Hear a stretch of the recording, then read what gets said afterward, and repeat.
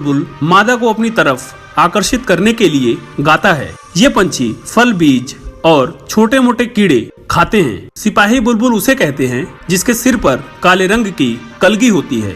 बुलबुल का रंग भूरा मटमैला, गंदा पीला और हरा होता है। इनके पतले शरीर, लंबी पूंछ और उठी हुई चोटी के कारण इन्हें आसानी से पहचाना जा सकता है। इस पंछी की पूंछ के नीचे का हिस्सा लाल रंग का होता है, उससे भी आप इनको पहचान सकते हैं। बुलबुल पंछी का आकार करीब 15 सेंटीमीटर से लेकर 26 सेंटीमीटर तक होता है।